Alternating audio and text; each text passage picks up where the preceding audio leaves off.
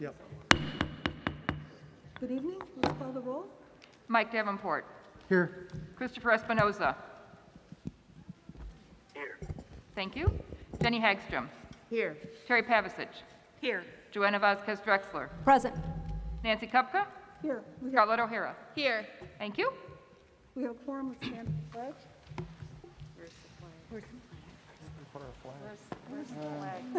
Might not be one in here yet, but I brought one just in case. Allegiance to the flag of the United States of America and to the republic for which it stands, one nation, under God, indivisible, with liberty and justice for all.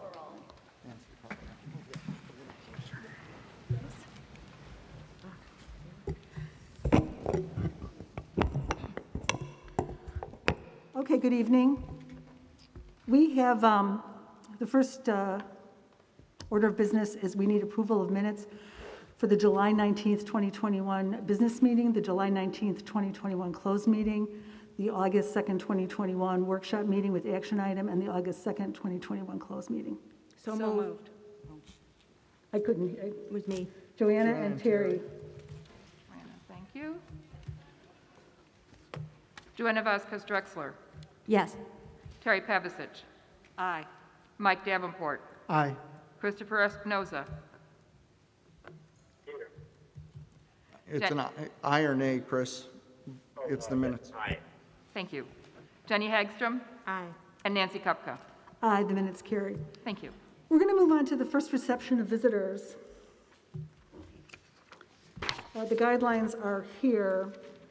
We did have a request, so I'm going to go through what I need to read for the reception of visitors, and then we're going to talk a little bit about how we're going to approach this.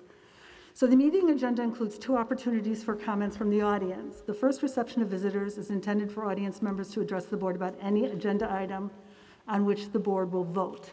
And those agenda items are the approval of the addendum to the student parent handbook, which will include masking and personal protective methods, approval of the strategic plan consultant, and approval of the 2021-2022 budget. So the first reception of visitors will only focus on those things. The second reception of visitors, comments, excuse me, I lost my place.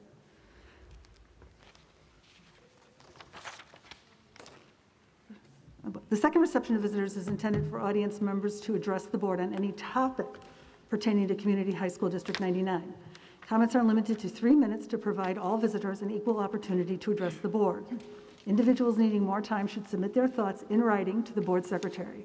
Visitors addressing the board need to submit a comment slip to the board secretary, Mrs. Nidek, and will be invited to the microphone. Prior to addressing the board, audience members should state their full name. These proceedings are being tape recorded for the purposes of producing accurate meeting minutes, and they are being streamed. I reserve the right to modify these protocols if circumstances warrant. Audience observation of these protocols is appreciated.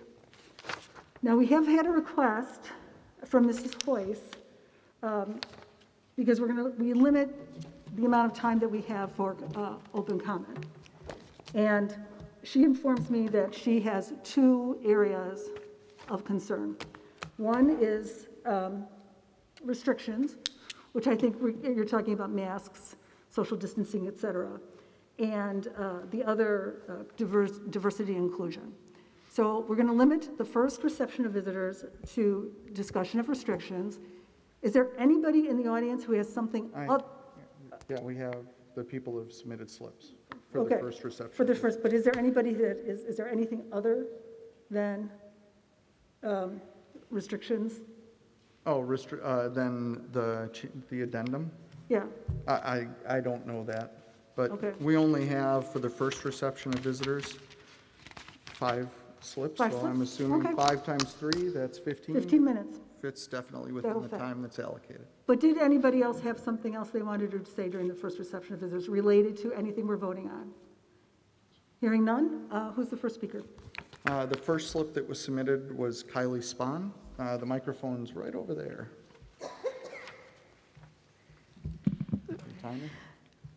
Good evening, board members. Kylie Spahn, District 99 parent. I have the timer up here. I would like to sincerely express my gratitude to every school board member, the administrators, and the entire District 99 team for doing everything possible to safely get our kids back to in-person learning.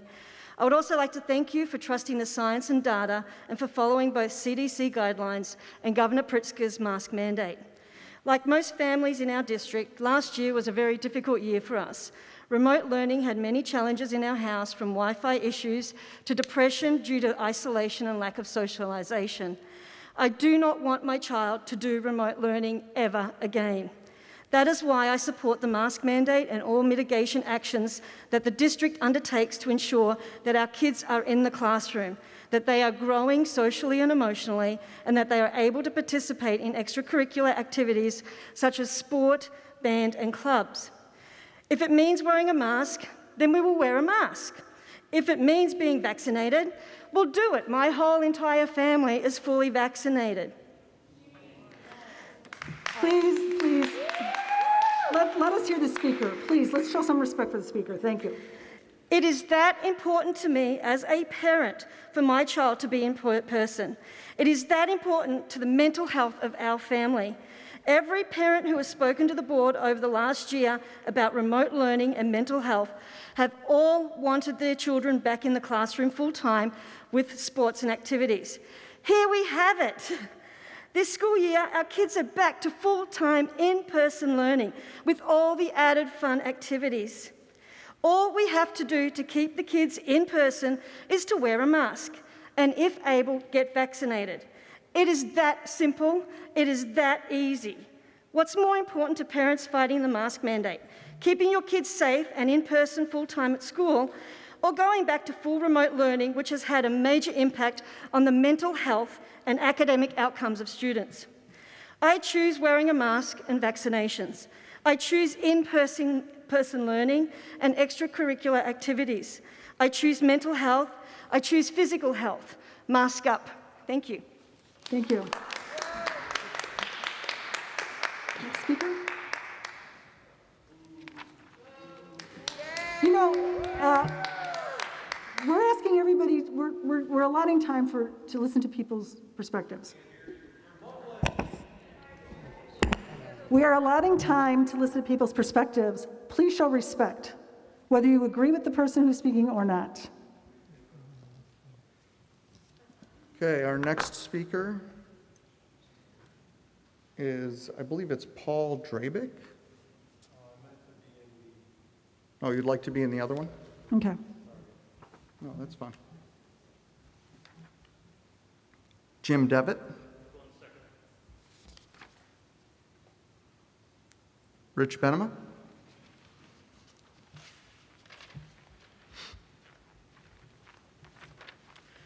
Rich Benema, Downer South alum and parent.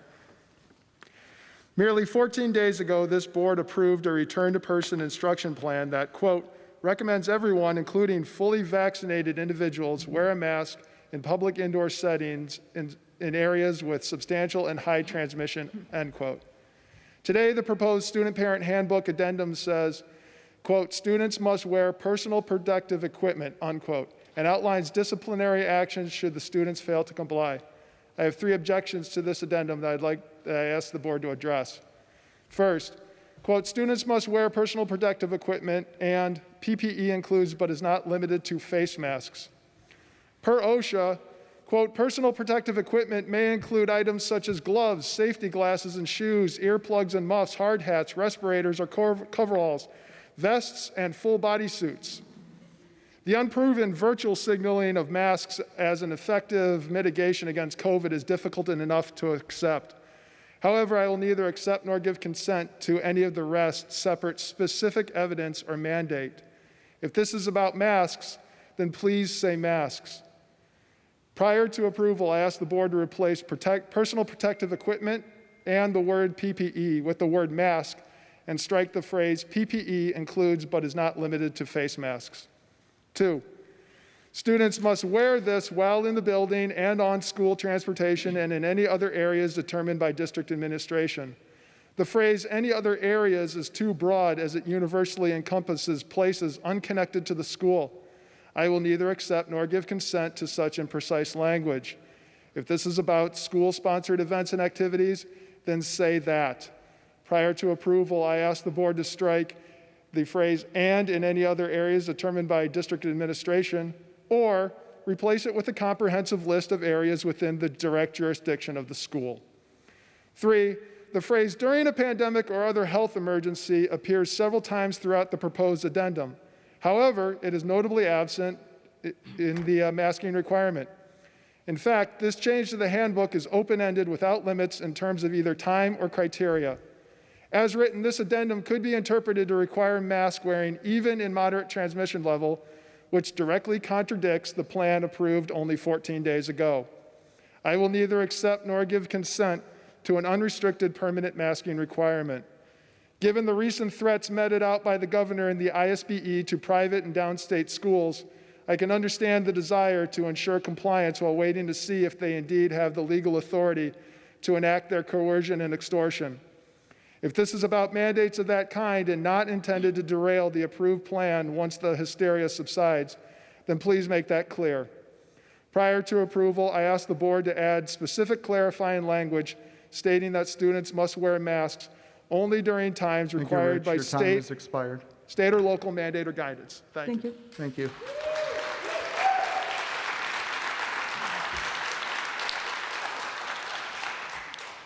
Reed Hoyce.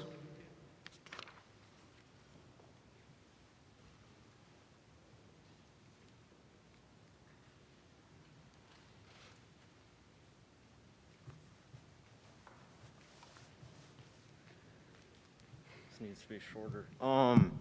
Hello again. My name is Reed Hoyce. I don't want to focus on COVID itself, but masks, immunity, and what makes sense in schools.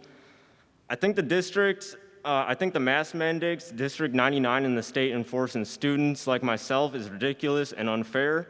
The board, to my knowledge, has not quoted any facts, numbers, cases, or common sense about corona and face mask effectiveness with younger people.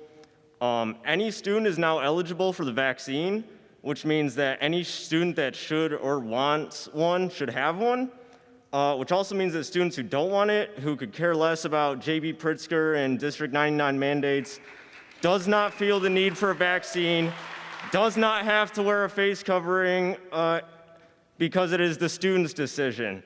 I think these board meetings should be mentioned to all students because if majority of students saw what happened here, I bet they'd want, firstly, masks off, then they'd want some mask statistics, then wonder why we don't have a governor like Ron DeSantis in Florida, which is a model that Illinois should be following. Masks should be optional. Oh, whatever. Madam President, excuse me. Please gavel when Oh, this sorry, gets- Terry. Stop the clock. Thank you. You can have back 10 seconons. All right. But let's be respectful, please. With an underwhelming 349 deaths ages 0 to 16 nationwide and 0 to 18 in DuPage, it would make sense to not require masks. What is obvious with this is the decision that should be ours but is not, is based on fear. There will never be a day our leaders say COVID will be over, or COVID is over, but there can be a day where we look at statistics, have common sense, and take the masks off. Thank you for your time.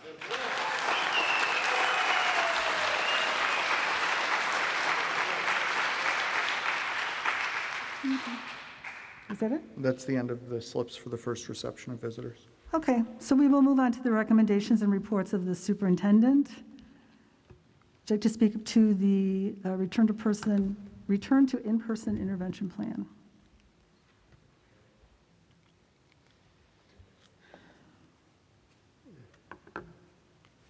All right, to share with the board, this came out, I think, late last week from Illinois State Board of Education.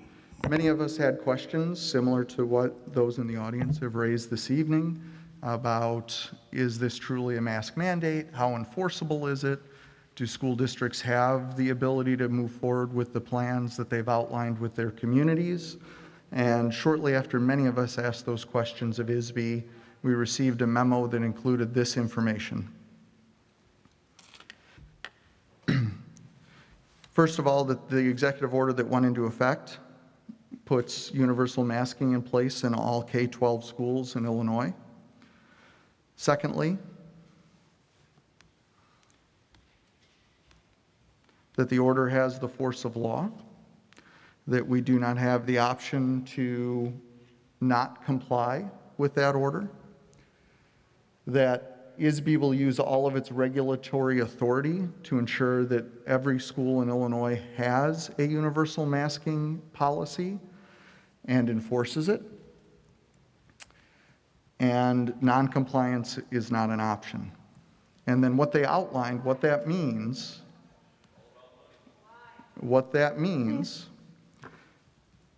is that a district would have multiple opportunities to remedy the deficiencies. The deficiencies is not complying with the mask order. If we don't comply with that, a school district would become unrecognized. Many school districts, more than a dozen, have received in the last week notice from Illinois State Board of Education that they either must immediately or have 30 days to comply with this order. And if they don't, they will then lose their state recognition as a school. What that means is that we would no longer be considered a school. Our students' grades and transcripts would no longer transfer to post-secondary locations. We would lose all state funding, and we would lose the ability to participate in IHSA sports.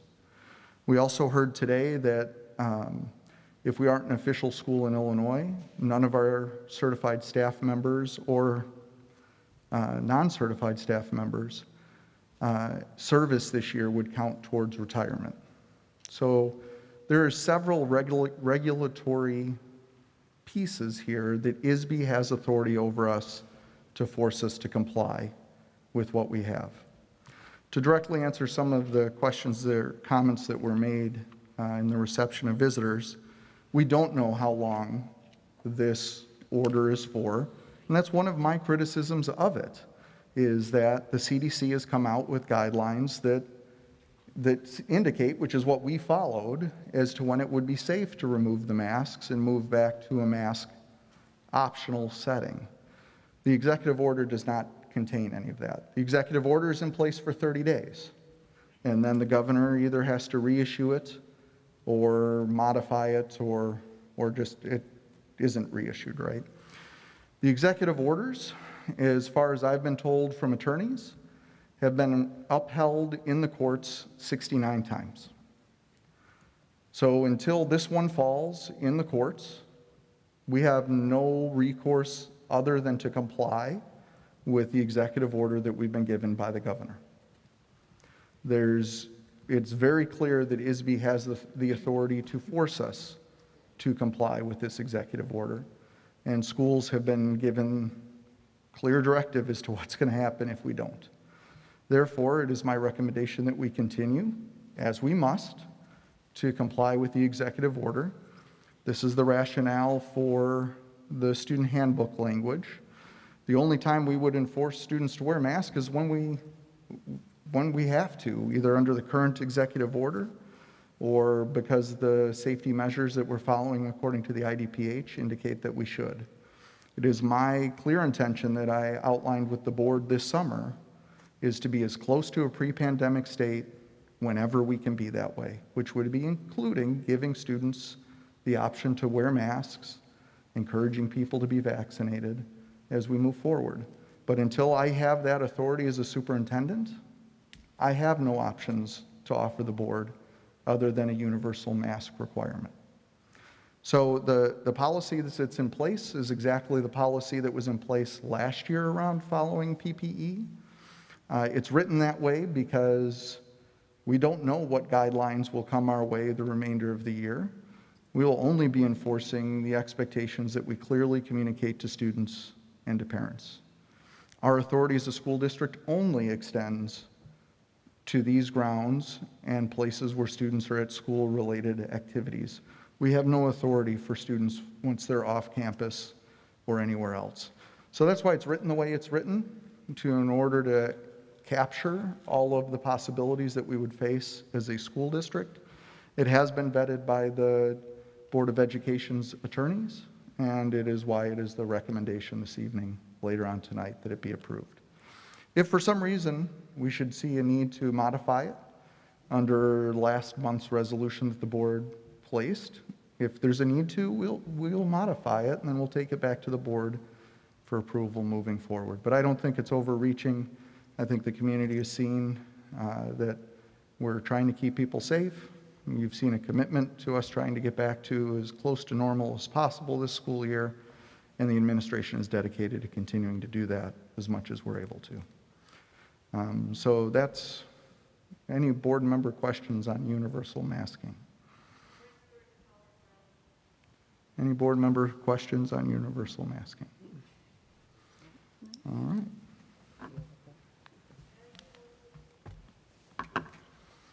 So the key pieces, one more thing I want to make the board aware of. I've received questions from this from community members. I've spent a lot of time discussing this with our elementary partners, partner superintendents, and a lot of time with the health department discussing this. This showed up in the quarantine isolation rules that were released from IDPH originally, and then updated guidance as it came out, and FAQs pointed back to this protocol.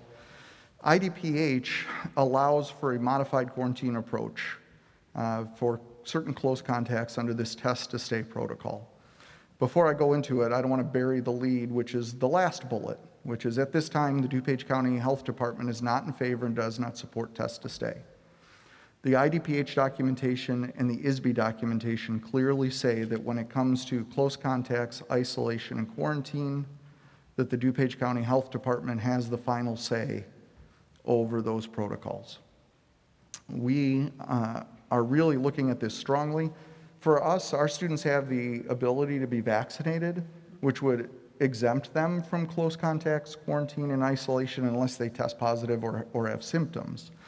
But our elementary partners are very interested in this because many of their students aren't able to be vaccinated. So elementary schools across the county are very interested in this, and we had a lot of questions for the health department on our bi-weekly call today.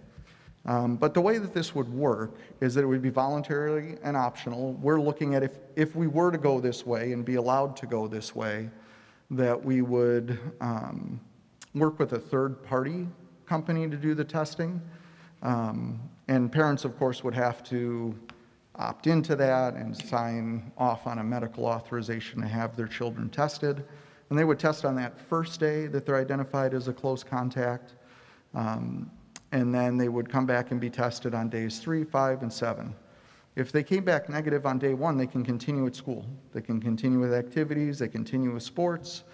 Then they have to wear a mask just as everybody does. Then they continue at school, and then on day 3, do likely a rapid test again. If that comes up negative, they stay in school and continue going about school on a normal basis. And then again on day 5 and day 7, and then from after that, they're released from the testing protocol. They still have to remain masked through day 14. So if they're negative, they remain at school. There's these masking, and universal masking is required for the entire school for this to be an option. So there's some definite decisions to make down the road, because if masking does get turned back over and becomes optional, if we made masking optional, test to stay is no longer an option, right? So there are these different levers that get pulled on that determine what options we have to offer our students in our community. So currently we're walking through the legal and medical processes that might put this in place should the DuPage County Health Department authorize us to use it. Right now it's just trying to make sure that if it does become an opportunity for us, we know how we would execute it, how we might go about it, and if we think this is a good option for our families or not. And then we would come back to the board with a recommendation as to what we're going to do moving forward. So this is just to let the board and the community know we understand that it's something IDPH lists It isn't something that's possible within our county right now, but we're staying and working towards understanding how we might do this if we choose to. Questions from board members? Can you elaborate as to why they're not in favor of it? The question is why the DuPage County Health Department isn't in favor of it. They shared with us today that they still have questions about processes and some of the rationale behind why this is an option. So since they have the full authority over it, I can only report to you what they've shared with me.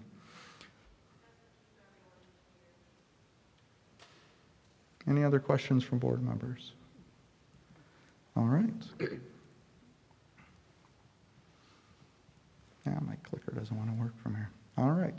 So the proposed addendum, I mentioned it a little bit, but I just want to call out the kind of key points that are inside of this. So section 1, there's 4 bullets. Mr. Benema was nice enough to highlight a few of them, which require students and families to observe all the safety measures that are required, and we clearly communicate what those are and post them on the website.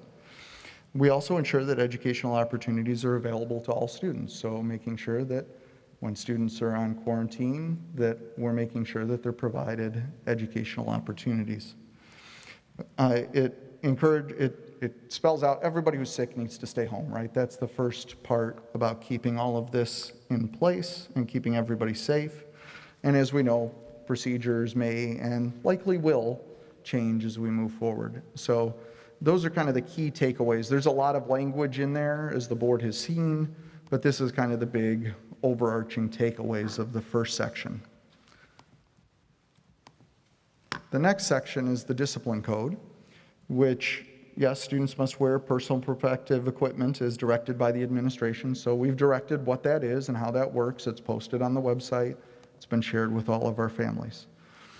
Students must visibly display their student ID.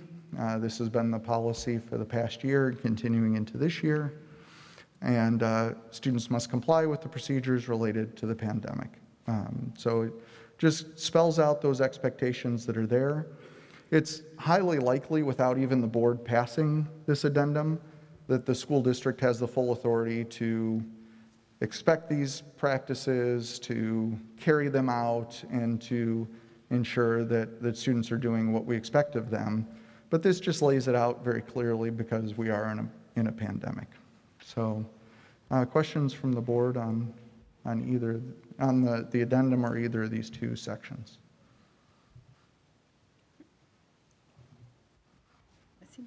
All right, this is an action item later on this evening. All right, concussion oversight team, part of our board policy is that every year we inform the board that we have a concussion oversight team and who they are.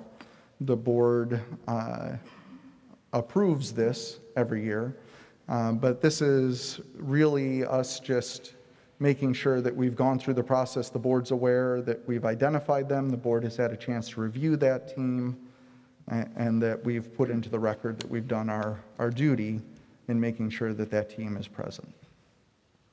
Questions about the concussion oversight team?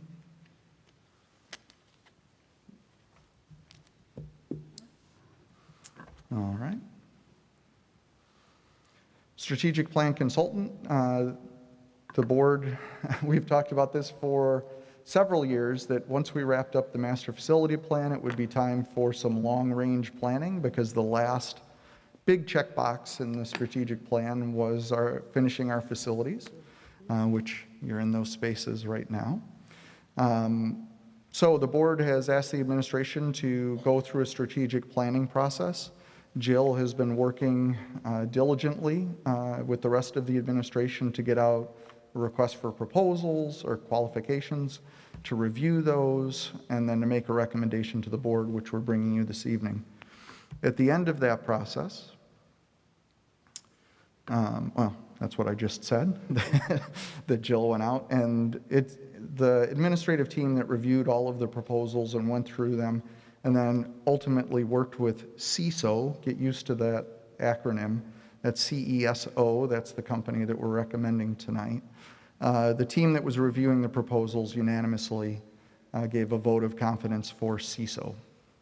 So the way that the process would work over this year is that CISO has already started talking to us about this, but we'd really begin working in earnest about putting together the details, logistics, and planning for the year as we do the strategic planning process. Then there's a first round of community engagement activities where we gather feedback from all over the community about what we should be doing in District 99. Then CISO will analyze that feedback, synthesize it, present it back to us. Then we'll workshop that information with the administrative team. Then there'll be I have a typo there, a second round of community engagement. It's hard to do a first round twice.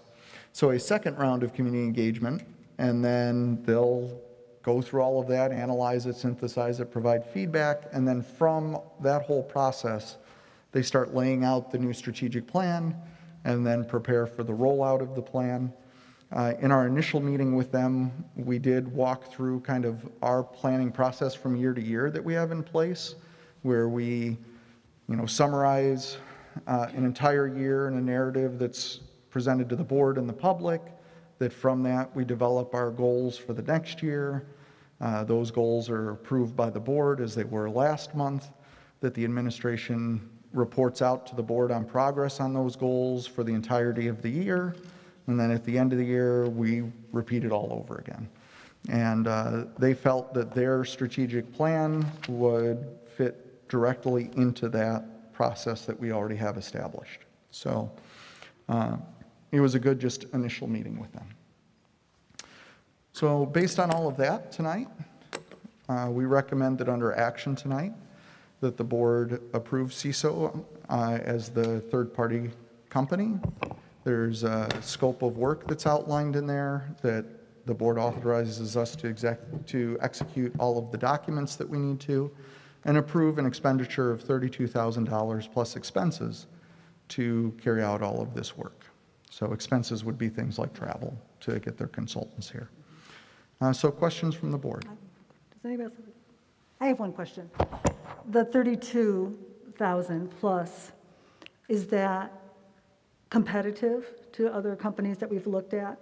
Yeah, it was very much in the range of the other proposals we received.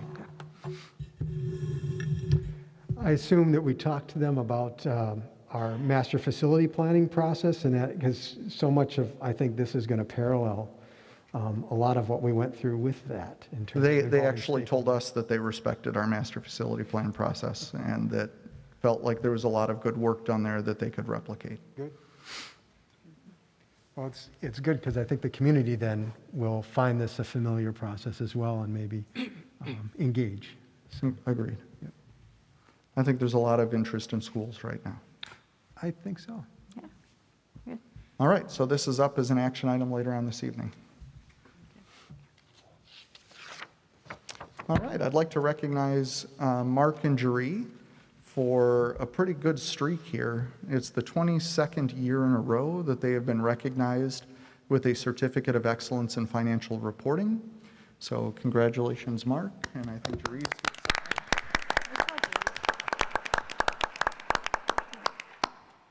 So they get to put another little sticker on the plaque that hangs in the district office. All right, I'm going to turn this over to Mark. Do you want to advance, or you want to tell me when to click? Go ahead. I'll be your clicker. Yeah, maybe the signal. Okay.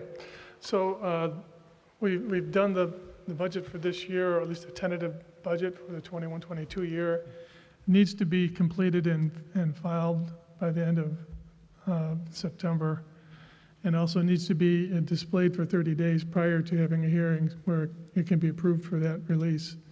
So we make it by having it, this presentation that I'll move to, and that will hopefully allow you to approve the tentative budget that we put on display for those 30 days. So if we start with the revenues,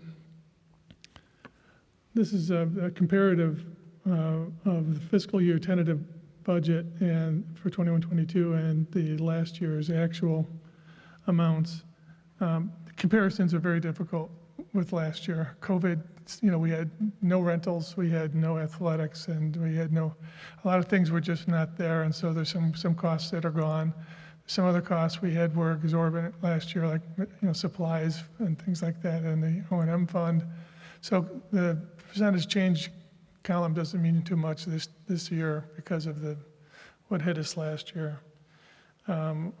Overall, our budget for the fiscal year 21-22 is $97,781,000 compared to last year of $105,643,000. But that second one had a $10 million issuance of a working cash bond, and it kind of throws things off. If you took that piece out of that, which is a one-time event, you'll see that the increase in our budget this year is actually up. Instead of down by $6.6 million, it's actually up about $3.5 million. And I'll get to the key things here that personal property replacement, well, property taxes, first off, our biggest revenue item are up 3.1%. 2.9 of that is for, 2.3% of that is just for cost of living, the CPI factor.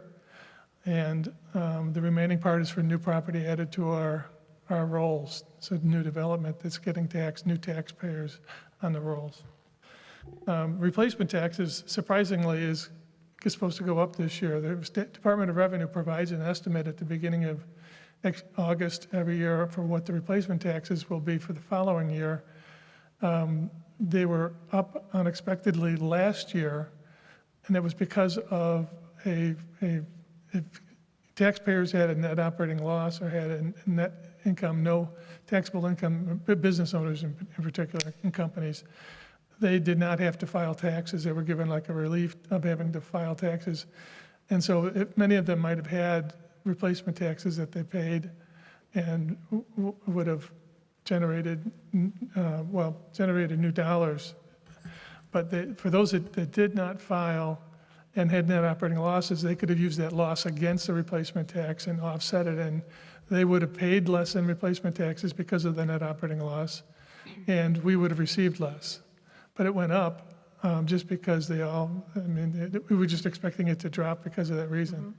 And because the net operating losses weren't part of the formula, and therefore we ended up getting more money than we expected last year. Now, I thought that we're going to file this year and that the state would say, okay, now they're going to bring all those net operating losses forward and we're going to get hit again. I was really ready to reduce this line item, but the Department of Revenue has come back and said, no, and they're very accurate with their projection. They pretty much know what it's going to be for the next year because they've already collected the funds. So we're happy to see $216,000 going up instead of about the same amount going down. Interest income has been just ridiculous. It's less than 1%. It's been less than 1%. But if we go back to just 2019, we were making over $850,000, and that was a pretty low average year. So when we get to talking about a 5-year plan, we're going to see probably hopeful that some interest rates will come back a little bit over in the next 5 years, because there's been years we've collected $2 million in interest when some of the rates were higher. Now we're looking at, $35,000, because it's just banks don't want our money. They're getting it freer and cheaper from the Fed. So we have things like food services, which we didn't really have cafeteria operations for most of last year. And we have registration fees. I think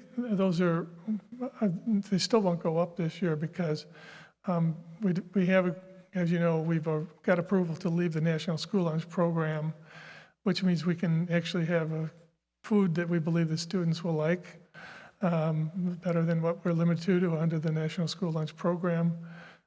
So we won't be collecting from the kids, and we're turning this over to Chartwell's, and they have experience with an open kind of cafeteria operation like that. They'll collect the dollars. We still deposit it and track it and have checks and balances on it, but they'll collect it, and at the end there'll be some amounts based on how much they collect some money given back to the district for the program. Other local revenues are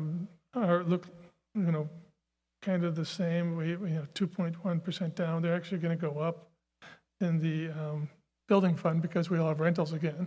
And so we are already arranging to have rentals in the district, but we had none, virtually none for the last year. So things like that are tough to compare. The general and other state aid is going to be up this year. I'm sorry, it's like we've got it down in the general. That's right. It's general and state aid is going to go down, but federal aid is going to go up significantly because of ESSER, which is elementary and secondary educational relief.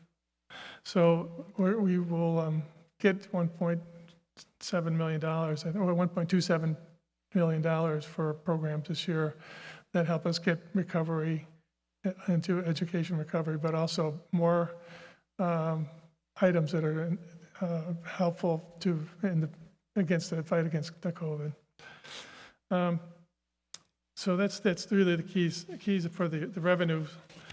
The expenditures, if you look at our total, about 97.782 million dollars. Very, very close to what they are for the revenues, and that's going to be important in a couple of minutes, and I'll explain why. Salaries are up 4.8%, but it's actually because some of the salaries last year didn't occur because of the COVID, so the comparison number is off a little bit. But there's 2.9% was for ongoing employees. We are going to have to expand our custodial ranks. We are actually custodial maintenance and grounds, so we're going to be adding some staff because of all the new floor space that we have. We also have some other certified staff increases because of the learning recovery that we're going to try and push hard on this year. If we get to things like purchase services, again, that's messed up because of the cafeteria operations. We're not paying for the food. We're not doing that. So there's a lot of pieces there that are hard to compare. Capital outlay is down. Primarily because of master facility plan. We've done so much, and we actually moved some things into last year as well, just to try and get them coordinated with the master facility plan, so that's down a little bit.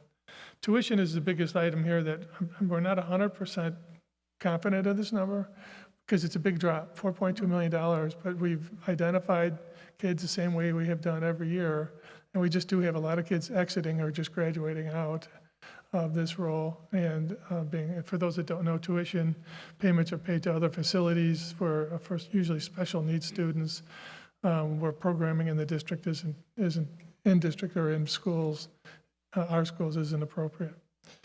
So that's a quick rundown on the expenditures. When we get to the fund balance, if you look at the two columns, overall, we are lost about $3.6 million. So, or I'm sorry, $2.6 million. And that number just about matches if you the debt service transfers, okay? But the revenues and expenditures are pretty well balanced, and that's what we had projected for this year from last year. We knew we would have a negative year this year, and for 22 also.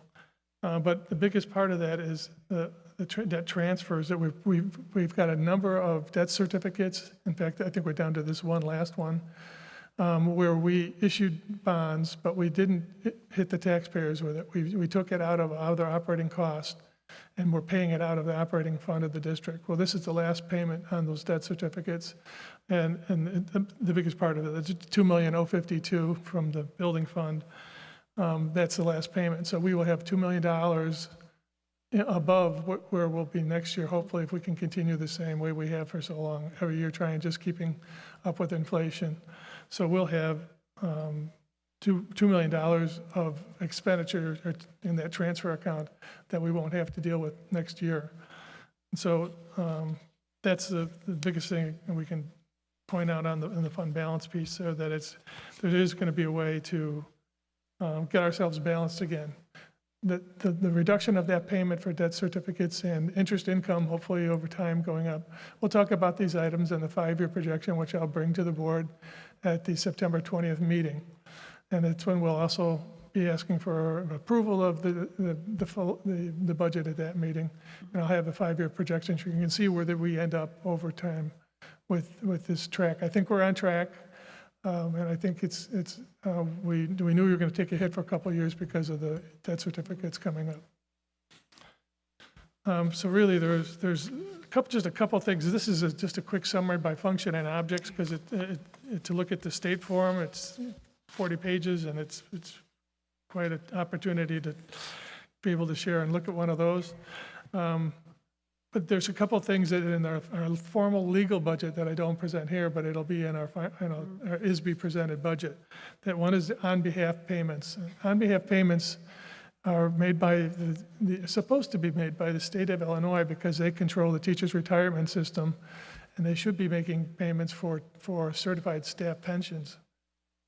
But they don't, and they haven't, and so they've allowed this liability to just get bigger and bigger. And we are required under generally accepted principles to disclose how much the state should pay or should have paid each year, and it's broiled up to a number of $44 million. It's ridiculous. And in the history of the state of Illinois, there's only been 2 times, my understanding is 2 times that they've actually paid the actuarial amount that they were supposed to pay. And one goes back into the 30s or 40s when they first started the plan. So, I mean, they just have they've always just concentrated on what the outgoing retirements are and paid that year's cost, but they didn't pay for all the accruing costs behind it. Anyways, we're going to disclose that in that document that we put before them. And that's really about the presentation. I don't think, if you have any questions, I'd be happy to respond. Okay, so we're going to have it hopefully in the libraries. There's 3 libraries, and we're going to have it at our office. It'll be online, the state form, and we'll have this as well, the short form, so people can see that. Have it on display for a month. I just had a quick question. It wasn't really related to the budget, but in terms of rentals, have we had any interest in renting this space, or have we thought about that? Oh, we know we're going to have. We had a smaller stage here that was very small. Mm-hmm. This is a professional level. 20 times the size. And I mean, I think you know the story. Everybody, in case people here don't, that the original South High, we were told, was built to be a freshman feeder to North High, and so the theater at that time was just a smaller, not really the same size as what you would have at the North. And this is the kind of the level where everybody's at for comprehensive high schools. It's beautiful. Yeah, well, I think we'll have plenty of, opportunities, and, when we're not using it, we've always been trying to open it up to the community. The fields, as much as we can. There's a lot of demand for a lot of our property, and we're happy to work on a reasonable level doing that. All right. So this is up as an action item tonight to put it on display for the next 30 days. All right, master facility plan. As mentioned earlier, we're wrapping it up. Actually, from this point forward, only if I have something new to report will it be an agenda item. So we'll have like budget closeouts and probably follow-ups on the groundbreaking ceremonies and a few things down the road here as we, when we get the third-party inspection done, I'll report back to the board. We've passed all the ROE inspections and obviously have a permit of permission to occupy all of the spaces right now. But the board has a third party that then comes back through and looks at everything and makes sure that everything is as expected. Last Friday and today were absolutely energetic in both schools. Exciting to see all of our kids back. Nothing better than watching kids walk into those common spaces and just soak them in. I mean, just incredible space. And you could immediately see as I was helping students, I started here at South in the morning on Friday, and then I went over to North as students arrived there for the afternoon sessions.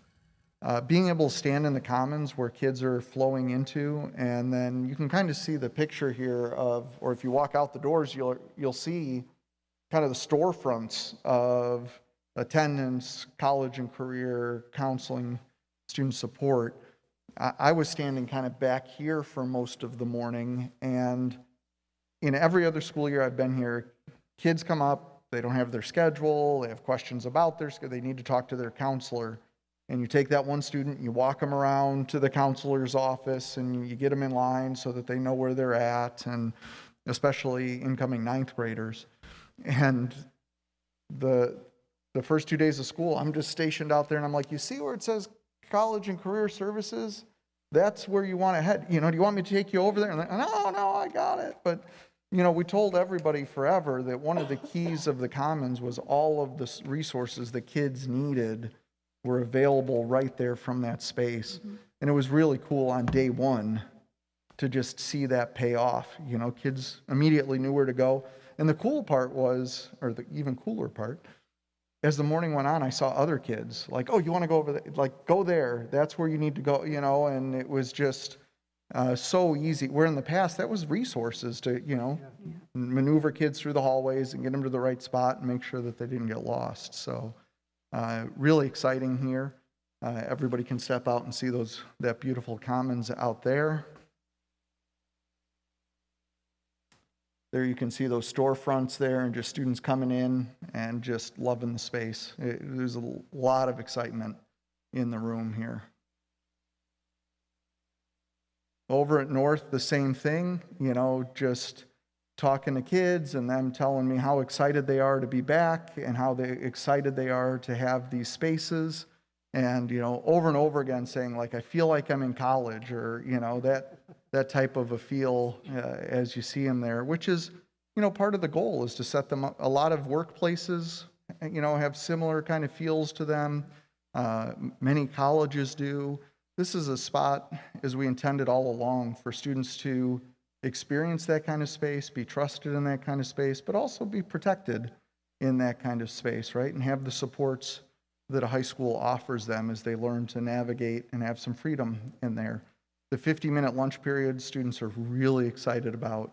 I've talked to many a student that's the highlight. Well, that and the new lunch menu, right? The fact that we have an expanded lunch offering.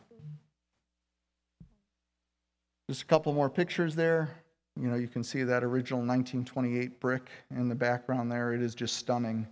When you're, you know, we really did at North High put the original high school on a pedestal inside of the Commons.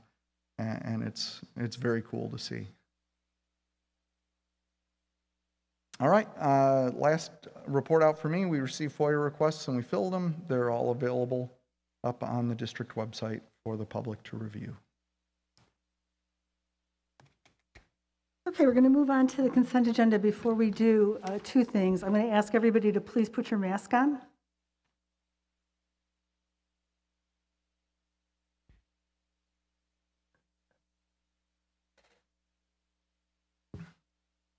And please leave it on for the duration of the time you're in the building. Thank you.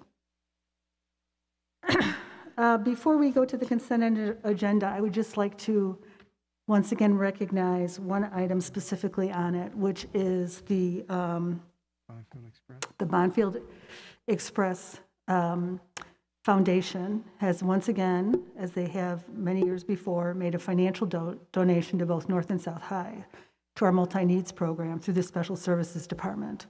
The total amount of the donation is $10,000, which results in $5,000 going to North and $5,000 going to South, respectively. This will support community experiences that students in the multi-need programs attend during the school year. We're very excited about this donation.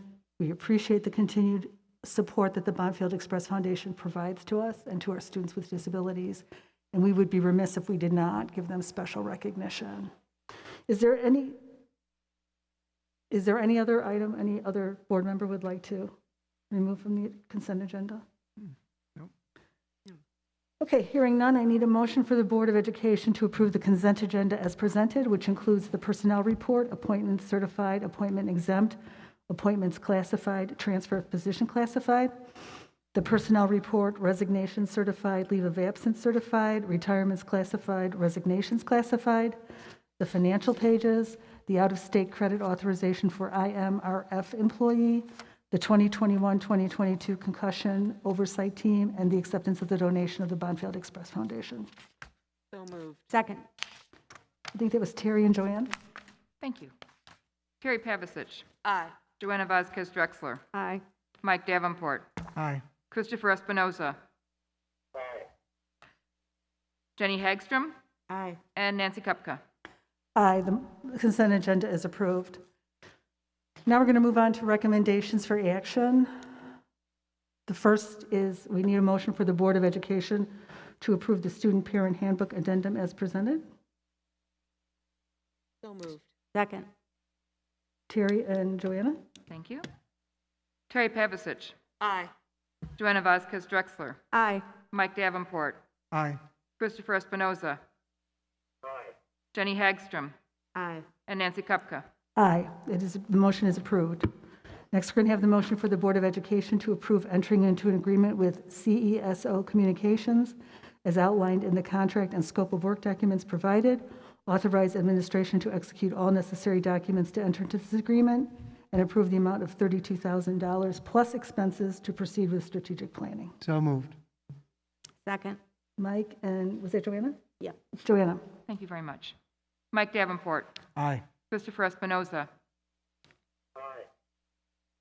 Jenny Hagstrom. Aye. Terry Pavasich. Aye. Joanna Vasquez Drexler. Aye. Nancy Kupka. Aye, the motion is approved.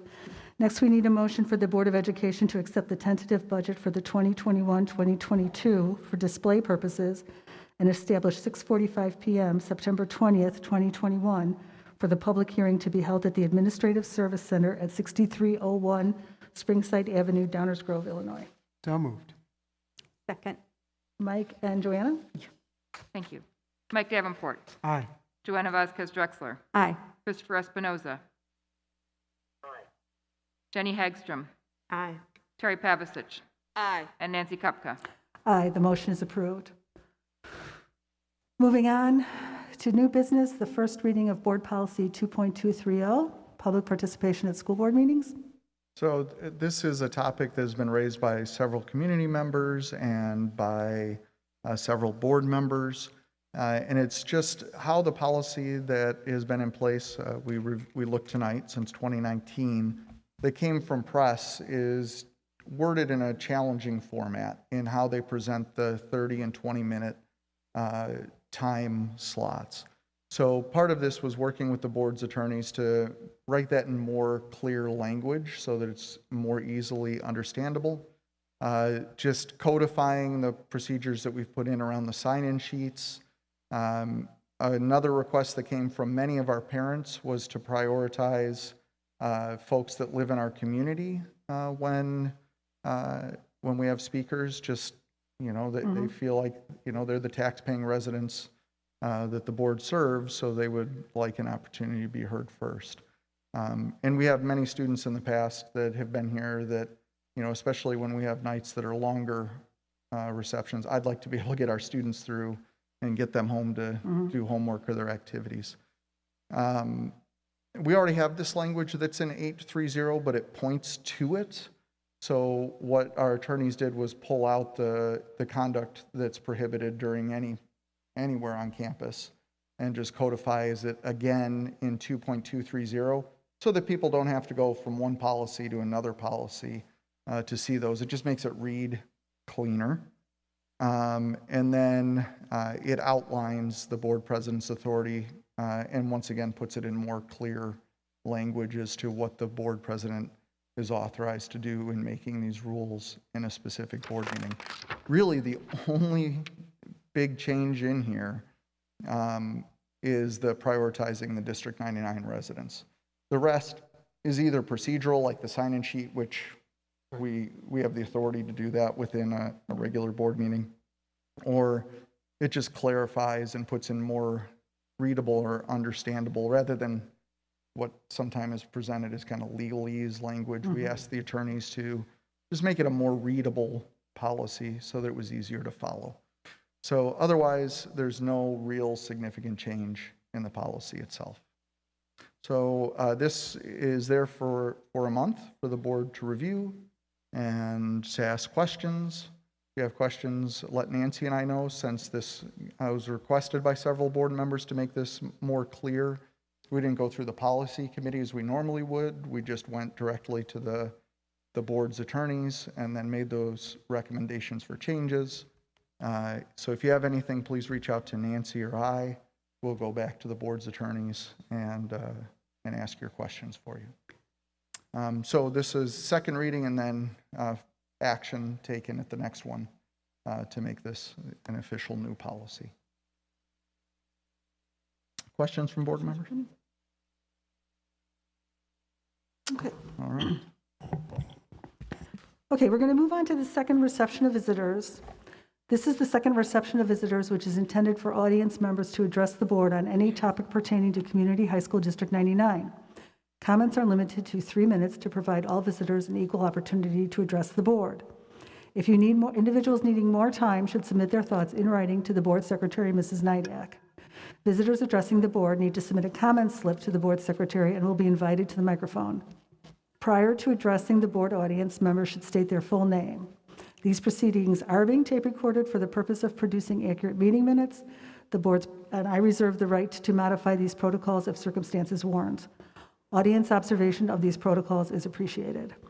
Now we have had, how many slips do we have? I think we have 12. So I would think that within the time that the board typically allots in an evening, we could hear all 12 speakers. Okay, because we also have like 10 minutes left over from the. Yeah. Okay, we did have a request today to make sure that everybody had an opportunity to speak related to diversity and inclusion. Well, I think we'll be fine. As long as everybody's following the rules, we'll be able to hear from everybody. But I'm going to request that people show respect as people are speaking. Shouting out, calling people names, whatever, will result in me, repeatedly result in me closing the session. So let's be respectful. And then I would also remind everyone that after the reception of visitors is over, the board still has work to do. So a couple of weeks ago, we had a lot of discussion in the room. After the discussion of visitors, it's very hard for us to hear in this venue. So we would ask that you would either sit quietly and listen to the rest of the board meeting or have a discussion out in the parking lot or wherever you'd like to go. Thank you. Okay. All right. First to the microphone is Noel Manley.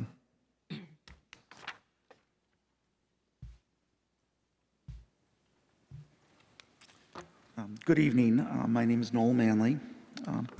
Before I begin my comment, I'd want to extend my condolences to the family of slain Chicago police officer and Downers Grove North graduate, Ella French. Officer French served her community, did her duty, and tragically paid the ultimate price. May her life serve as an example for others on how to do the right thing. And may her life serve as an example to end this dangerous defund the police nonsense. The United States is not a racist country, and District 99 is not a racist school district. And there is no systematic racism in our community. Madam President, in your July 19th remarks before public comment, you stated, to be clear, District 99 does not now, nor has it ever taught critical race theory. This is simply not true. The last board meeting, Speaker Anthony Chang discussed an incident that occurred at District 99 between his biracial daughter and her English teacher. The teacher instructed Mr. Chang's daughter to check her white privilege at the door. I don't know in what context a person in authority, like a teacher, would use a patently racist term as white privilege to a student. It is unclear to me also how using a racist term in any way is inclusive or sends a positive message to students and parents. This is unacceptable. To any student listening to this comment, if a teacher or administrator ever uses a racist term like white privilege, please respectfully tell them to check their racist virtue signaling at the door. Then report this incident to your parents. To any parent listening, if your child reports any such incident, report this immediately to the school administration. And then please go to wakeupd99.com and tell your story. And you say critical race theory is not taught in District 99. Next, D99's response to a FOIA request has confirmed that taxpayers footed the bill for not only one, but 16 copies of How to Be an Anti-Racist by Ibram X. Kendi for distribution to faculty and staff. If you're unfamiliar with Mr. Kendi and his neo-Marxism, he is the face of critical race theory and can be seen on most news channels.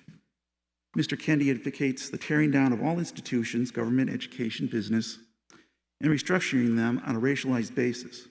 His specious logic baffles my humble Jesuit education. Here's an example of Mr. Kendi's critical race theory advocacy. The only remedy to past discrimination is present discrimination, and the only remedy to present discrimination is future discrimination. This book, sadly, is on a recommended reading list for our district. Is this what we want to teach our Mr. children? Manley, your time has expired. And you say critical race theory is not taught in District 99. Thank you. Excuse me. Prior to our next speaker, would everyone please put on their mask?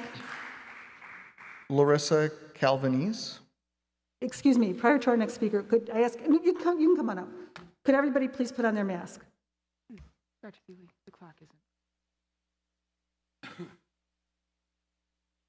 Thank you. My name's Larissa Calvanese. I live in Downers Grove.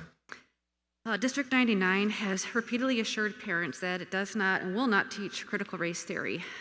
Yet D99 paid over $28,000 in taxpayer money for this equity audit report in 2020 to Dr. Yvette Diebel. I hope I'm pronouncing it right. Dr. Diebel was appointed to Executive Director of Equity in 2019. She's been on several committees, ISB, former teacher, investigator with Chicago Police Department, makes big money selling equity and social justice. This may sound okay until one reads how the D99 equity audit defines equity, although it was pretty hard to find out in those. But it does seem that some aspects include, and I'll try to read these quickly for you, but the committed systemic transformation at all levels of schooling organization to disrupt racism, sexism, normative beliefs associated with heterosexuality, blah, blah, blah, blah, and other forms of superiority. Number two, the demand for equal outcomes for each student, especially those historically marginalized. Three, the view that every major U.S. institution, including education, has been designed to be inequitable. 4, requires a mindset shift in every classroom to encapsulate the way schools should operate. And 5, cultivates a courageous unraveling of power and privilege. Well, these are a lot of goals, so no wonder the equity report shows that math and reading scores for all DGN students and Downers Grove South students have been declining for the past 5 years. We, the people of District 99, do not want our children's quality education disrupted by alleged racism, degrading sexism, identity politics, and far left-wing activism.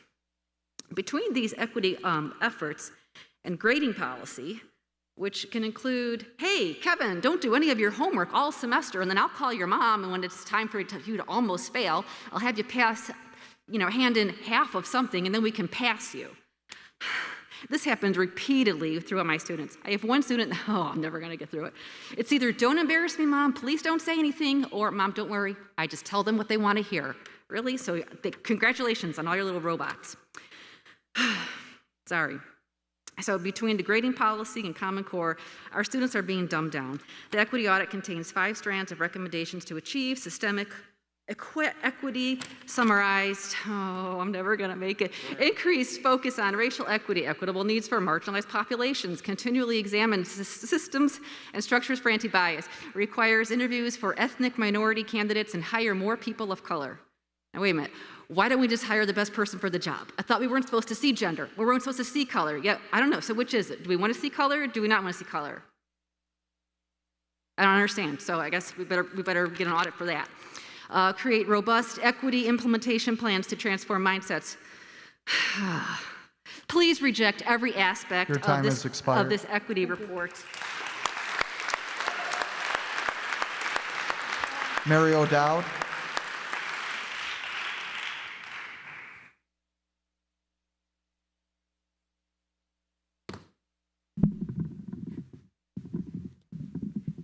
Ma'am, you're here to address the board. Please face the board. You're here to address the board. Hi.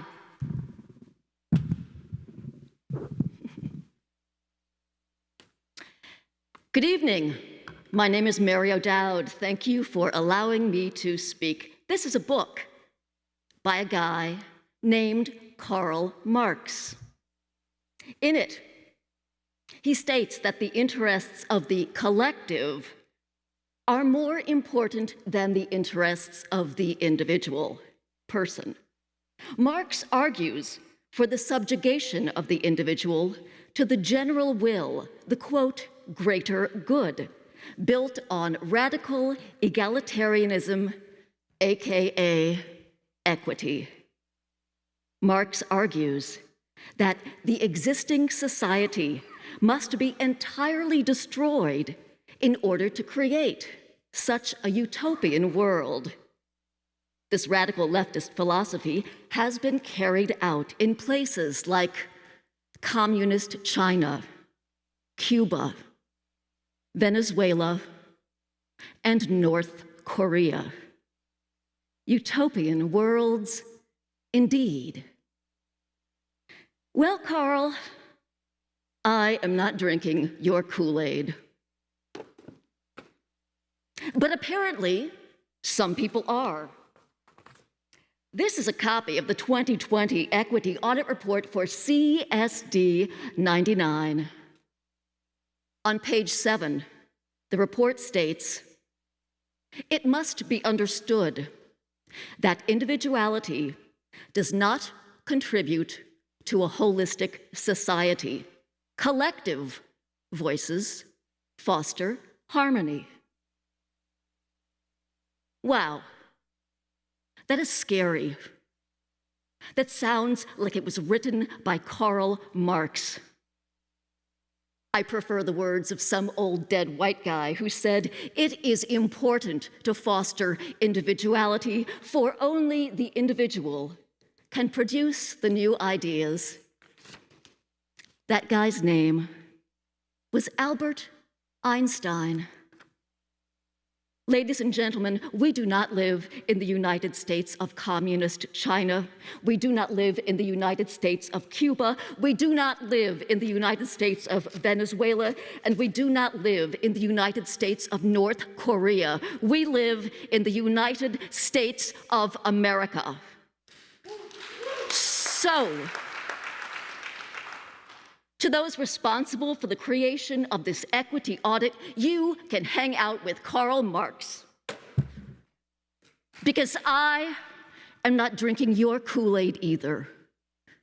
And I vote. Thank you.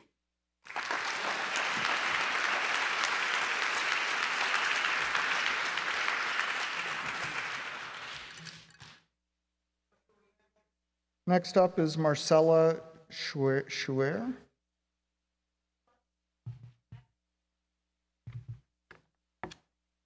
Let's please show some respect.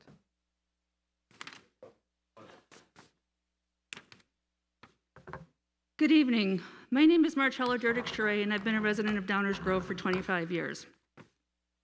As I've mentioned here before, I've been speaking out on the threats against children via public health initiatives for the past 20 years.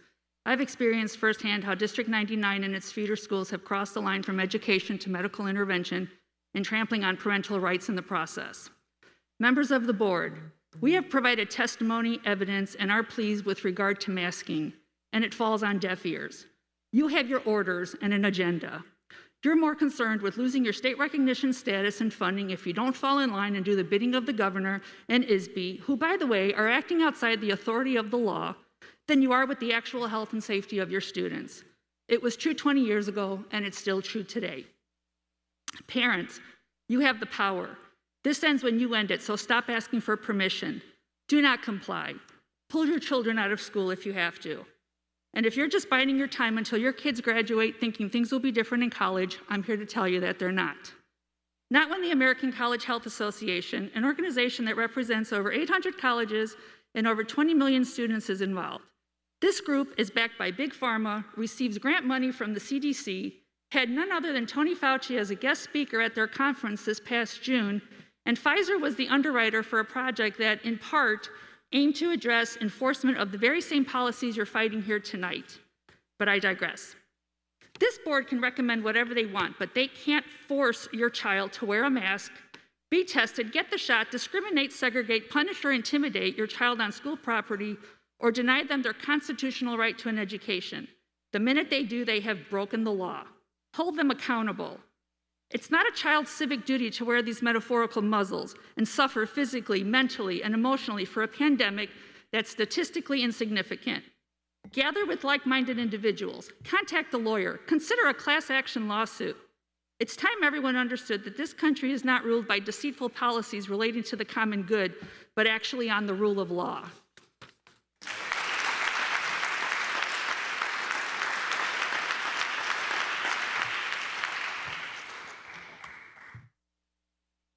Paul Samata.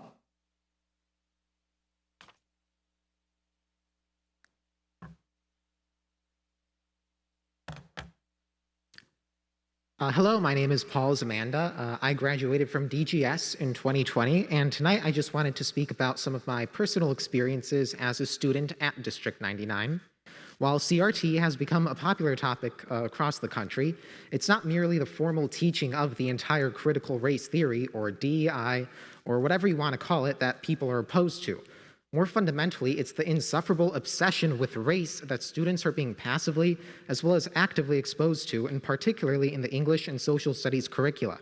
More and more English lessons are concentrating increasingly on race and identity and less on ideas. In social studies classes, students are increasingly being told to question America's history and institutions, which wouldn't be a problem if teachers weren't simultaneously spending less time teaching why American history happened the way it did, beyond just the vapid explanation of "'cause racism."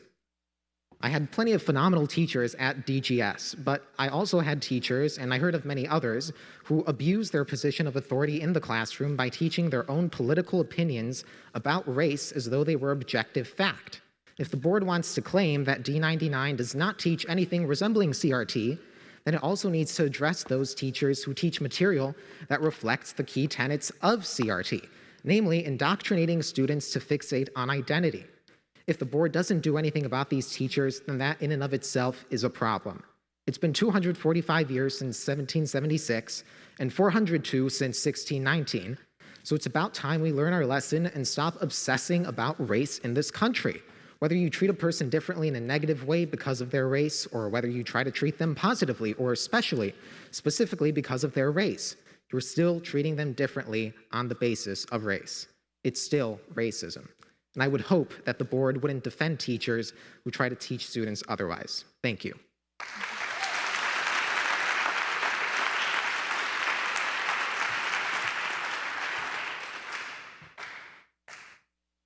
Laura Hoyce.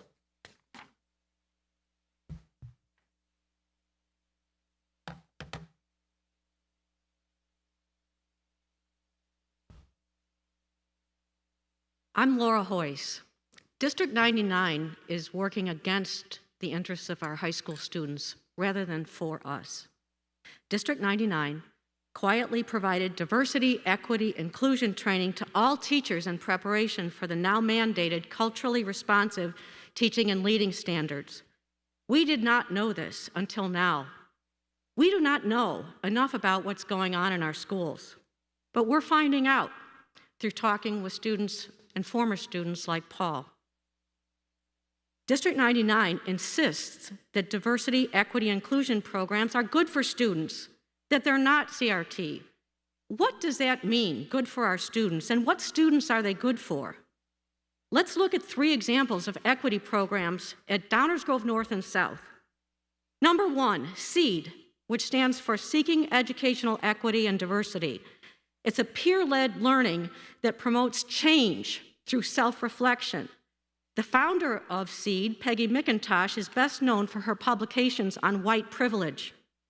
For the last 6 years, District 99 has sent 145 teachers to receive all expenses paid SEED training, costing thousands of taxpayer dollars on student-centered learning, designed to change the culture, validate each student's racial, ethnic, and gender identities, allow students to hold on to their traditions from their home country while disrupting white dominance, explore diversities of experience, uncover biases, Did we, the people of this district, ask District 99 to fundamentally transform our schools to adopt this woke ideology?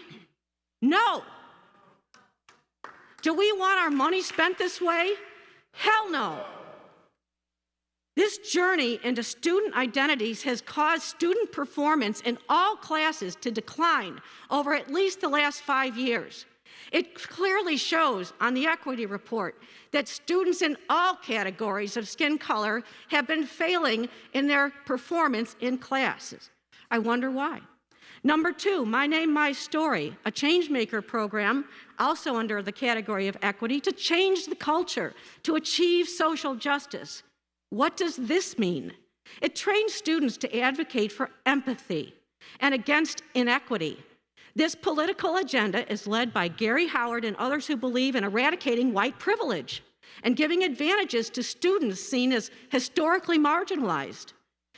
And the My Name, My Story website affirms the organization's support for Black Lives Matter, a terrorist Marxist organization. Number 3, anonymous complaint system. D99's Equity and Inclusion program and website urges students to contact a faculty member. Ms. Hoyce, you're out of time. Thank you.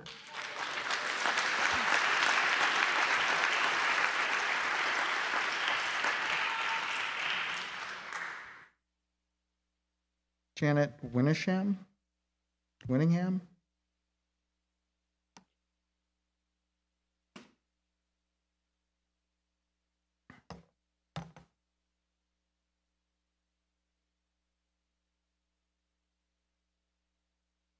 I'm Janet Winningham. I'm a district resident, and my purpose is to, again, congratulate you, support you as a Board of Education as you work through these processes and listen to the same kind of screeds month after month, and are subjected to disrespect and attacks by residents and others. And I hope you won't get discouraged. I hope you will keep up doing what you do as well as you can for the purpose of our students and our community. Thank you.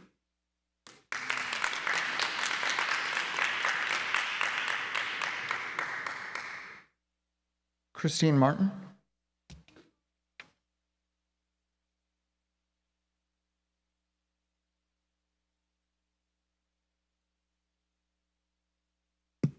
Christine Martin, District 99. I'm going to follow the sentiment of a lot of the speakers here tonight. We have been in contact with a lot of students. A lot of them don't want to come to the podium because they fear retaliation from their teachers. So we are going to be reading things as the school board meetings go on. I start with Bryn Driscoll. Dear District 99 School Board. My name is Bryn Driscoll. I'm going to be a junior at the University of Missouri this year. I graduated Downers North in 2019 and was president and co-founder of Young Americans for Freedom. Being involved in this organization at North brought me some great memories and taught me some great life lessons. However, with those great memories came frustrating and upsetting ones. Being a conservative in a predominantly liberal school environment and area is challenging. When Young Americans for Freedom, YAF, began, it was a safe place for students to meet and discuss current events. Most members belonged to the Conservative Party, which caused others with differing beliefs to be upset. One morning, we were discussing a current event that had been the topic in the news, and our advisor proceeded to stand up and announce that she was going to the office to slit her wrists. But the inappropriate comments did not stop there. On many occasions, she would tell us she was going to kill herself because we were discussing the military, economy, or anything she did not agree with. Mind you, YAF was filled with some of the most respectful, open-minded, and kind students at North, and to be treated like this was initially surprising and definitely appalling. After a few weeks of this, we needed to find a new advisor. The principal and head of student activities were helpful in helping us find someone. However, the original advisor was not met with any reprimands and was not encouraged to apologize for her comments. She goes on to talk about how she was intimidated by her English teachers and her history teachers and was graded down for her political views. She said, when teachers knew that she was part conservative, when she was part of the conservative club, many prejudice heard right away. I was part of my political debates where I felt teachers tried to persuade me to change my ideology. Although during my time at North, I had not realized I was a victim of the ideas of critical race theory.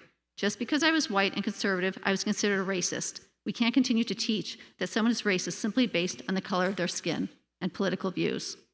This right here is a second one, Interdisciplinary and Global Studies by Justin Ashton, a teacher at North High School. It teaches kids to hate the police. It's right here. I talked to Mike Davenport about this some time ago, to no avail. This is, you have retired policemen here helping students, protecting all of you, and you are teaching in your school to hate the police. It's right here. We've handed this out. Lastly, in April of 2019, Lessons of Positively North, Microaggressions. I will take this up next time I'm at the podium.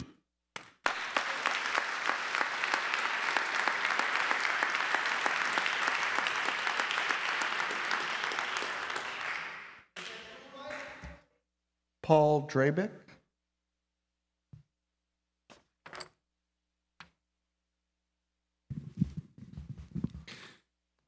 Hello, my name is Paul Drabick. I served in this great country's Army, 1st of the 5th Field Artillery, Fort Riley, Kansas. I'm a Downers Grove resident and a new father as of last year. I grew up next door in Westmont, and my wife has lived here her whole life. And we would like to raise our son here. We would like to not worry that our schools are doing more harm than good. Critical race theory, or anything that teaches children that they are bigoted by dint of their skin color or by nature, is wrong. It is also inexcusable to sexualize children with pornographic material or teach kindergartners about consent. That is wrong. Most parents do not want that. Critical race theory or diversity, equity, inclusion training is not about being inclusive. It's about eliminating dissent. It suggests that any thoughts that do not align with the theory presented are forbidden. Obviously, if certain things are forbidden, they should not be spoken about, and criticism is certainly forbidden. This type of program is a perfect way to attack freedom of speech. These programs are made to divide people and aggravate. Mask mandates are no different. You can find literature and studies on masks, and they do not support the current policies being implemented. No actions being taken by the government are supported by the actual science. Furthermore, if science was the force mitigating this pandemic, we would be innovating and testing and finding numerous ways of treating this disease. But we don't see that, do we? We see the suppression of alternative thought. We see orthodoxy. And that should raise questions with everyone. This is not about safety or health. This is about control and abuse of power. And we need to stand up and say no. No to sexualizing our children, no to equity programs, and no to masks. The powers that be do not want you to know that if enough of us say no, we will overcome. It is our constitutional right. We should speak out as often as we can. Some of us should make it our life's work because this is about defending our freedoms and protecting our children. There is no greater cause. I risked my life for the cause of freedom once. I would gladly do it again to ensure its preservation. And I know there are many, many, many more just like me. I stand with you, parents of District 99. I will get in every foxhole with you. Stay in the fight. Thank you.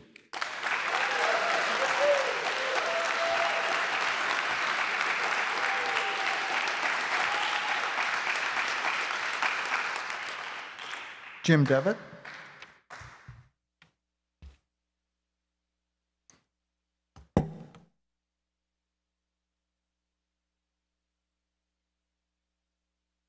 Mr. Devitt, before you speak, I'd like to just apprise the board of something. I had gotten a message about something posted on Mr. Devitt's Facebook page. That's not fair. Let him speak. I'm going to let him speak, but I'm sure... You let him speak. Don't taint the room. Let him speak. I'm not going to Each year, citizens all over this great nation head to the polls and select people to represent them at every level of government, from president to dog catcher, and that includes school boards. These people are entrusted to carry themselves to a higher standard in their public life, and that includes social media.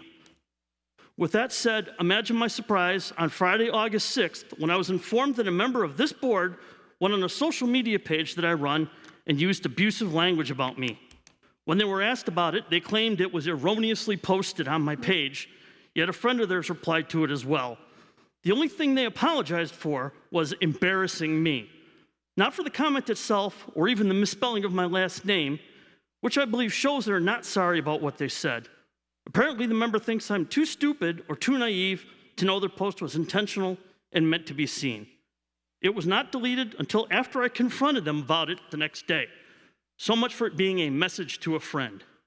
After looking at the code of conduct for members of school boards set forth by the Illinois Association of School Boards, it is clear that this member's actions have violated several tenets of this code. Therefore, I'm asking that the board member immediately resign their position from the school board. Comments like this are an embarrassment to the board and to the district and cannot be allowed to continue, especially during these very divisive times. They call into question the impartiality and bias of members of the board as well. District 99 does not need things like this interfering with the function of the board in working for students, teachers, and families who have already endured so much. We need unbiased, impartial representatives who hold themselves to higher standards we all expect them to. Clearly, the board member in question has shown that they cannot do so and should resign immediately. Thank you.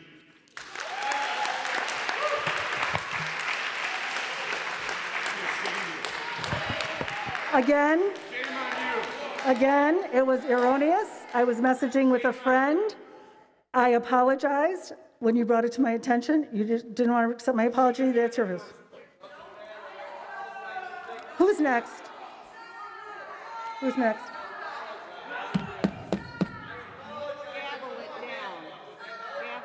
The next speaker is Janet Novotny. The next speaker is Janet Novotny.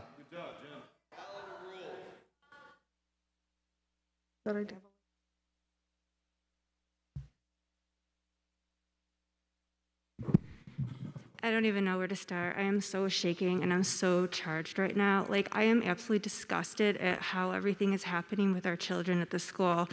I've been lived in Woodridge for 23 years. I've paid my taxes. I've never had any problems until this year. I am very upset at how our children are being used as pawns, how people are being told, oh, all you need to do is simply tell your kid to mask and have a vaccination. No one knows what is wrong with people, why they can't get a vaccination, why they can. I'm so disgusted with just how there's so much animosity. Oh, just go get your kid vaccinated and wear a mask and everything's gonna be great, and be little pawns and do whatever is told. I'm disgusted to be being learned about the CRT stuff right now. I'm shaking. I just found about this today. I just feel like we're being lied to. I feel like I don't even trust my child to be in the school right now, because what is going to happen? What is she being taught?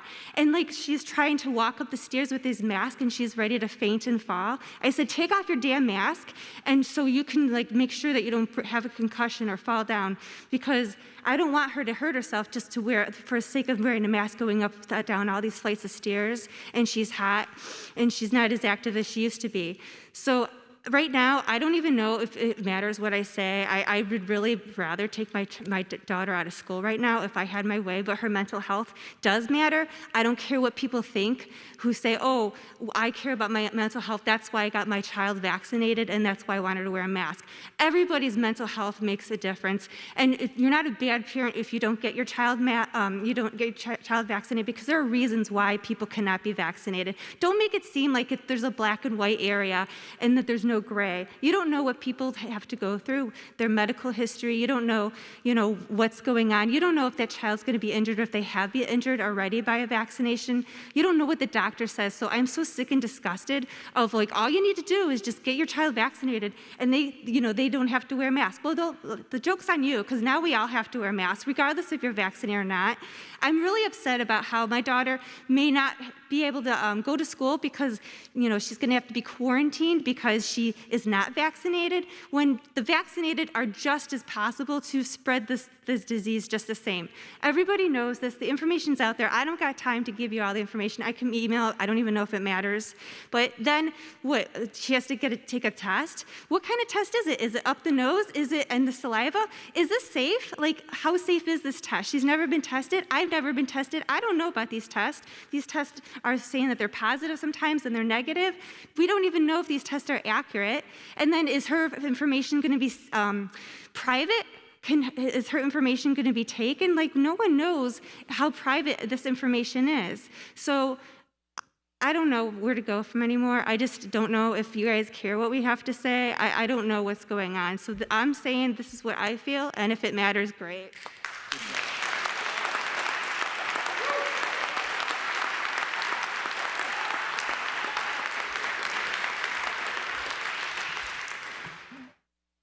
Karen Guglielmo?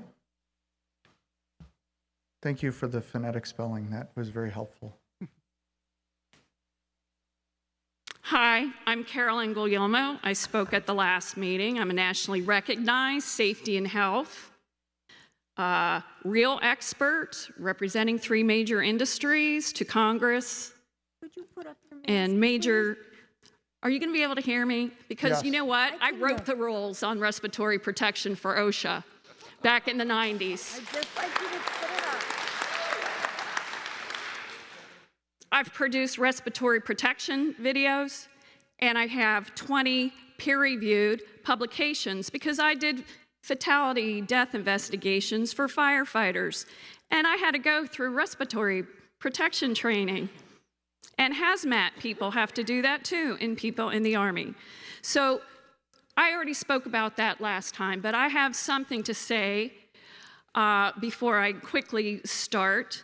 Last month I spoke, and I wrote my phone number down on the paper that I was asked to sign my name in. And my phone number is unlisted. I'm a former federal investigator, and I have a phone plan with a colleague of mine. So my phone number, people don't know my phone number. And at 7 a.m.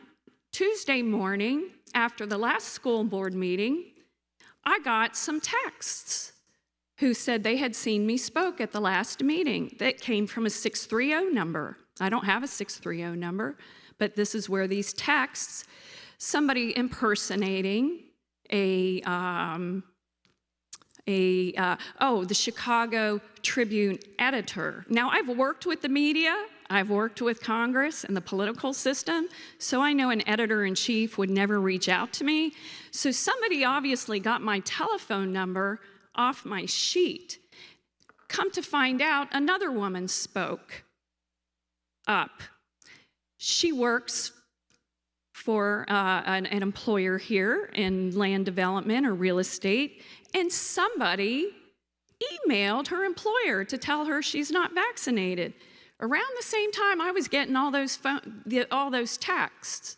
So please don't disclose my phone number. Secondly, let me tell you the breakdown of this nation.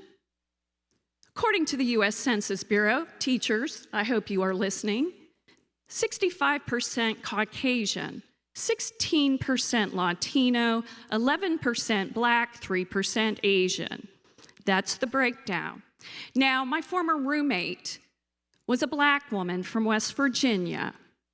Have any of you ever lived with Black people of Black heritage or African heritage or lived in a community? Well, I have, and some of them are some of my best friends. And they hate what is going on right now. And they hate the fact that you're dividing in schools. Ma'am, your Thank time you. has expired. Thank you.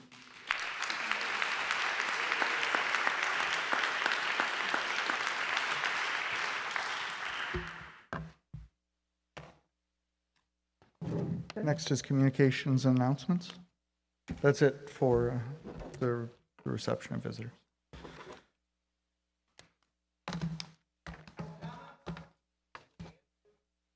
This is a reception of visitors in which we hear from the community. Responses are not given at this point. If you'd like to reach out to me or the board, our information is available online. I respond to all emails that I receive. Thank you. Lend? Lend, Jenny, do you have anything to report for Lend? No, the meeting's not till the end of September. Okay. Sorry. SACID, Joanna, do you have any report for SACID? No, I don't. District 99 Education Foundation? No. Illinois Association of School Boards, Chris? Chris, anything from Illinois Association of School Boards? Nothing to report this time. Nothing to report. Thank you. Okay, we have 2 upcoming board meetings. September 13th will be our workshop at 6:30. It will be in the Administrative Service Center. And September 20th, our regular business meeting at 6:30, also in the Administrative Service Center. We now need a motion to go into a closed session for the appointment, employment, compensation, discipline, performance, or dismissal of specific employees, specific individuals who serve as independent contractors in a park, recreational, or educational setting, or specific volunteers of the district or legal counsel for the district, including hearing testimony on a complaint lodged against an employee, a specific individual who serves as an independent contractor in a park, recreational, or educational setting, or a volunteer of the district, or against legal counsel for the district to determine its validity. So moved. Terry, I think Terry was Mike. first, and then Mike. Fine. You can have it. Thank you. Terry Pavlicek. Aye. Mike Davenport. Aye. Christopher Espinoza. Aye. Jenny Hagstrom. Aye. Joanna Vasquez Drexler. Aye. And Nancy Kupka. Aye. We are going into closed session. We will be coming out back into open, but taking no action. Only adjourning. Thank you.